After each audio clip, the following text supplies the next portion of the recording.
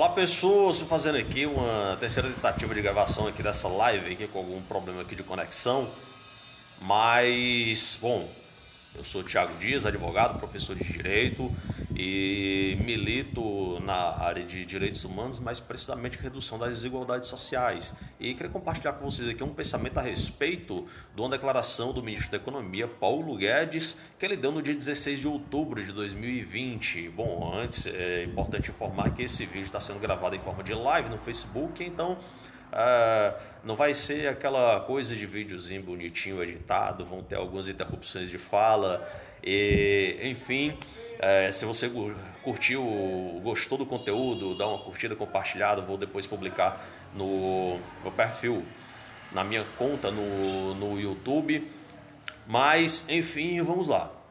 Dia 16 de outubro, o ministro Paulo Guedes deu uma declaração a respeito da CPMF. Enquanto não vierem com solução melhor, prefiro esse imposto de merda. Bom, primeiro, como brasileiro, eu tenho o dever, pelo menos, de me lamentar por ter um ministro da Economia que não sabe o que fazer para poder incentivar a economia. Segundo, um ministro da Economia que coloca o Brasil à disposição dos ricos. Você que está assistindo esse vídeo, não sei se você sabe, mas você trabalha para sustentar super ricos. No Brasil, uma solução, já dizendo aqui direto para o Paulo Guedes, meu caro, que tal regulamentar o artigo 152 da Constituição Federal? Que tal cumprir o que diz a Constituição no artigo 145, parágrafo 1º, sobre princípio da capacidade contributiva? Bom, vamos lá. O que diz o artigo 152? O artigo 152 prevê o imposto sobre grandes fortunas, que é algo que vem sendo falado há muito tempo no Brasil. Os países desenvolvidos todos tributam as grandes fortunas e o Brasil não regulamentou esse artigo da Constituição Federal. Assim como também o artigo 145, parágrafo 1º da Constituição também fala sobre o princípio da capacidade contributiva, ou seja, quem tem mais poder econômico, ou seja, mais dinheiro, mais bens, paga mais impostos, e quem tem menos bens paga menos. Então eu vou dizer aqui para você como que o brasileiro sustenta os super ricos. Bom, certamente você já ouviu falar muito do Bolsa Família, já falou muito que o Bolsa Família é o Bolsa Vagabundo, que o Brasil gasta muito para sustentar pobres, mas vou dizer aqui para você, bolsa preguiçoso mesmo é o Bolsa Empresário, que eu vou dizer agora, é a Bolsa Super Rico. Bom, vamos lá. O brasileiro não paga, o super rico brasileiro não paga imposto com relação ao seu salário, nem paga com relação a sua renda, nem paga com relação ao patrimônio. O que é que ele faz para não pagar isso? Primeiro, no seu salário, com relação ao seu salário, ele declara através da sua contabilidade para o fisco, para a Fazenda Nacional, que o seu salário é dentro do limite de isenção de imposto de renda. Qualquer valor que seja dentro do limite, até R$1.900, R$2.000, tá? Aproximadamente isso. E não paga também com relação aos lucros, a sua renda. E aí, para isso, ele informa para a Receita não. Bom, já não paga um imposto com relação ao salário, não paga com relação à renda, porque o seu patrimônio, tudo que ele tem ali, o jatinho que ele usa, os seguranças que ele usa para conduzir os seus filhos, os filhos e a madame para a escola, para o shopping, tem lá, são provenientes, a renda que ele tem proveniente para poder custear isso, vem não diretamente do salário, mas da sua renda. Vamos dar uma corrigida aqui, perdi um pouco aqui do foco disso. R$ 1.900 não dá para pagar. R$ 1.900 não dá para pagar o combustível para o seu jatinho, para o helicóptero, para fazer ali o percurso casa-trabalho, para levar a família para passear lá, a passear na Disney 2 vezes por ano, para Madame ir tomar café da manhã em Paris, enfim. Como não dá para isso vem da renda. E aí como é que vem disso? Distribuição de lucros e dividendos. Digamos que eu tenha uma renda, a minha empresa auferiu ali, teve um lucro líquido de 100 milhões durante o ano. Desses 100 milhões eu tiro 1 a 3%, que é a média que se aplica no Brasil. É muito raro se fugir dessa média. Então pega ali 1% e distribuo com meus funcionários. Desse 1% que eu distribuo com meus funcionários, ou seja, de 100 milhões eu distribuo 1 milhão para todos eles. E aí o fisco entende que eu não preciso ser tributado, porque assim como o meu funcionário, que já arcou com uma tributação muito grande lá com o seu salário, então precisa dar uma aliviada aí na tributação com relação à renda. Só um detalhezinho, só 2 países no planeta que não tributam renda: Brasil e Estônia. Estônia, que é um paraíso fiscal lá por não sei onde, que não tributa renda também. Então, só esses 2 países no planeta. Então, assim, já não tributo com relação a salário, não tributo com relação a renda, também não tributo com relação a patrimônio. Eu pego, abro uma fundação, coloco todos os meus bens lá na fundação e nisso eu não pago os principais impostos, não pago tributos. Não pago tributos com relação à aquisição e manutenção desse bem. Para vocês terem ideia, certa vez eu fui numa concessionária fazer um recall do meu veículo e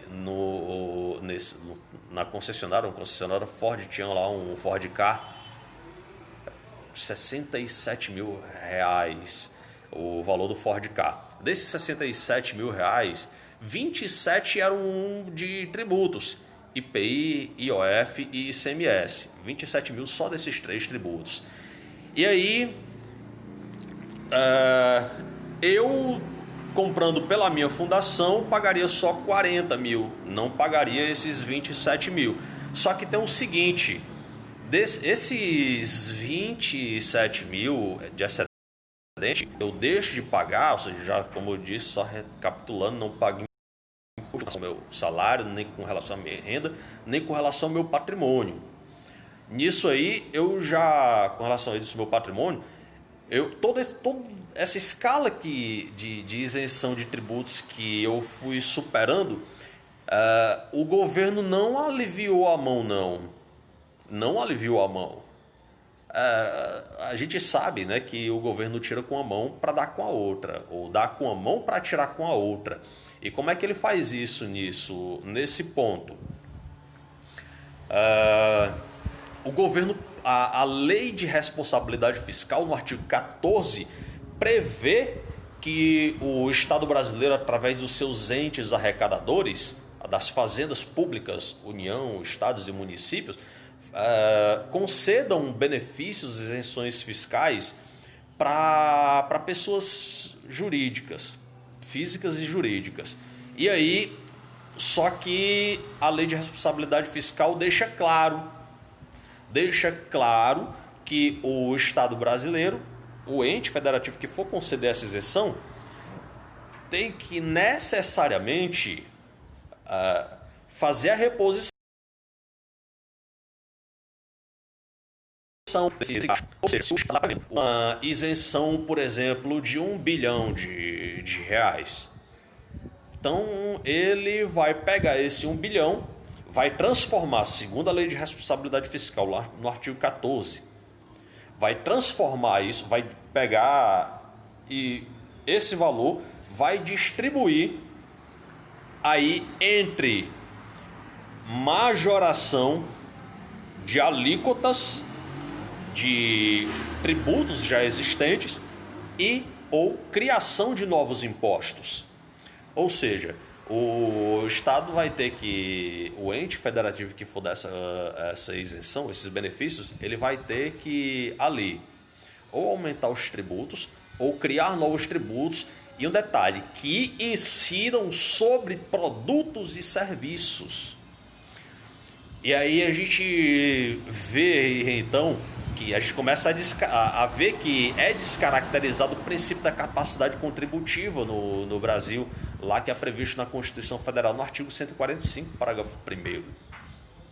Então, a gente percebe aí que enquanto a tributação em cima da renda começa a ser descaracterizada, aí a gente vai criando todo um escalonamento de desigualdade social.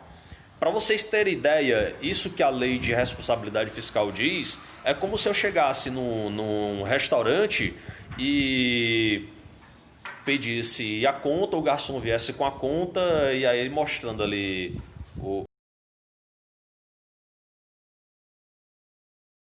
a descrição do sumo. Eu fiz aí, tem um valor a mais que eu não consumi aquilo.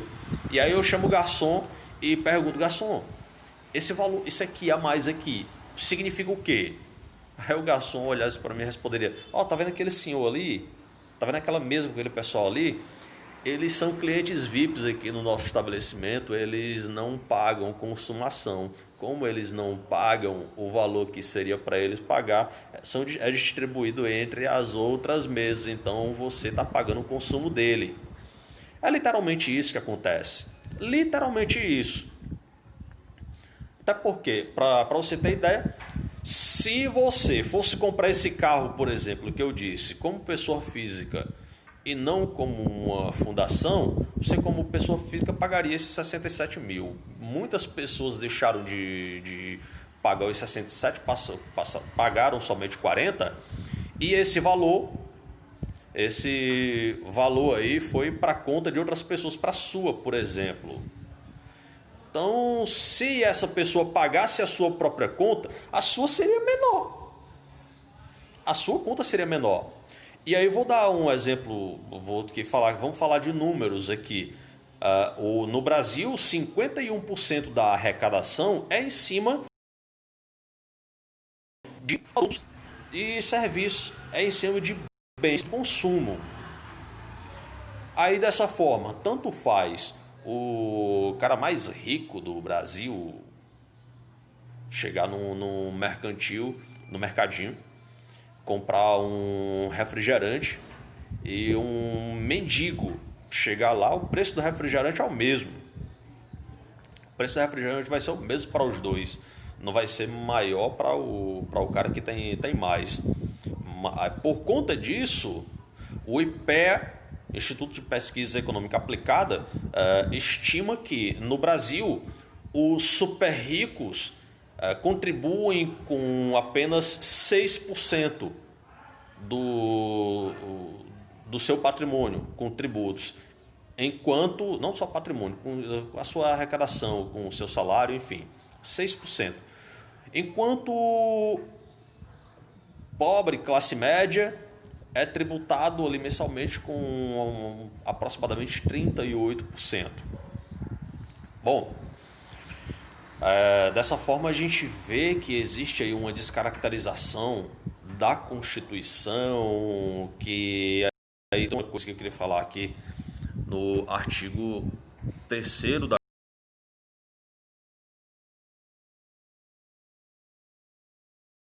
Constituição, que poucos falam. A Constituição Federal, lá no artigo 3º, diz: constitui objetivos fundamentais da República Federativa do Brasil.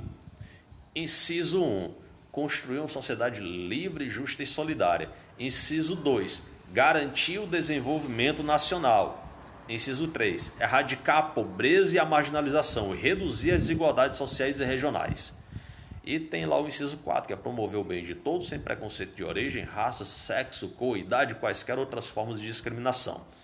Mas quero destacar os incisos 2 e 3 desse artigo 3º da Constituição.